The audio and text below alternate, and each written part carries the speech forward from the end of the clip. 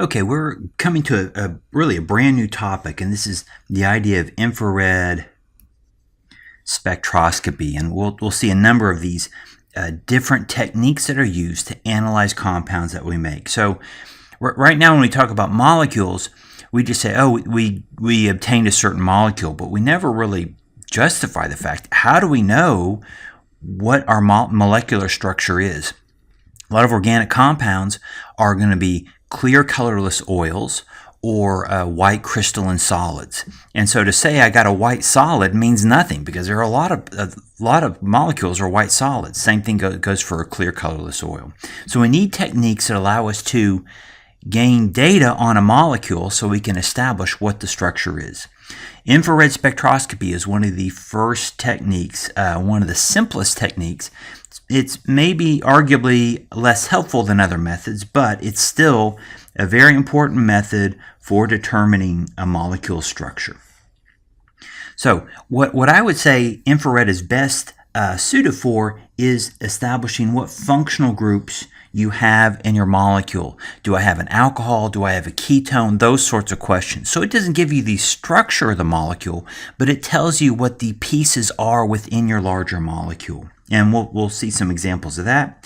It's a very simple method, but is now less commonly used. Okay, well, if infrared spectroscopy, is less commonly used, then what do people tend to focus on? They tend to focus especially on NMR, the second one in this bullet point, but also mass spectrometry a little bit. Depends on the molecule. NMR is going to be our bread and butter method. That's by far going to be the most important for us. But IR and mass spec are important.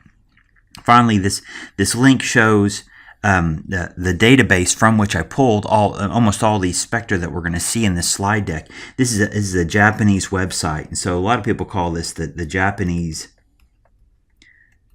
spectral database. In fact, when I try to find spectra, I Google Japanese spectral database, and it comes up with a link to this page, and then I follow that link. So let's talk a little bit more about IR. IR is going to give us a spectrum. And this spectrum is going to have an X and Y axis. It's going to be a little bit of a graph. Now what happens is we are going to shine light. What kind of light? Infrared light. That's the energy of the light that we're going to shine into our sample. Some of that light will pass through our sample. Some of it will be absorbed. And so on this y-axis, I didn't leave myself a lot of room, but we'll get %T, and %T stands for transmittance. And that's our y-axis. So for a lot of molecules, we'll shine a certain wavelength or energy of infrared light, and that will not be absorbed, so we get 100% transmittance. And so our baseline for our spectrum is at the top. But at some places, that energy of light will be absorbed by our sample. And so we'll see dips where the % transmittance starts to move towards 0%. And you can have transmittances of 50%, that's fine. But we'll have some magnitude of the peak, these peaks coming down, and these are inverted peaks. The peaks actually go from the top of the spectrum towards the bottom, and these absorbances represent certain functional groups because they are absorbing, the molecule absorbing the energy. And so along the x-axis we have this is a weird unit,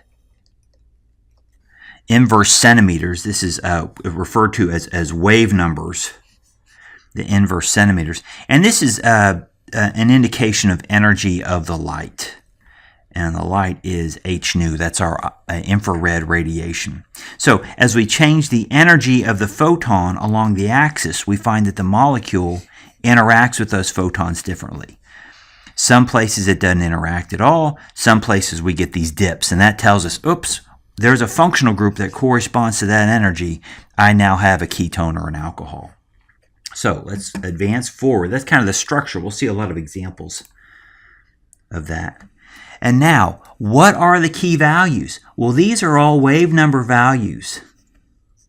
And these are the important values. You need to I'm not a big fan of memorization, but the fact is this is a memorization type task. You need to know where your functional groups, where these different types of functional groups appear on the x-axis.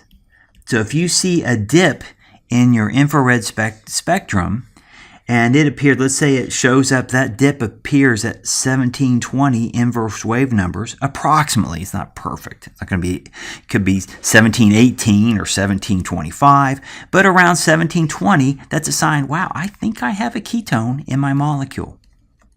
Now, there are hundreds of different ketones, but you've got a molecule that contains a ketone. And also you get other indications, whether it's a carbon-carbon triple bond or a carbon-nitrogen triple bond.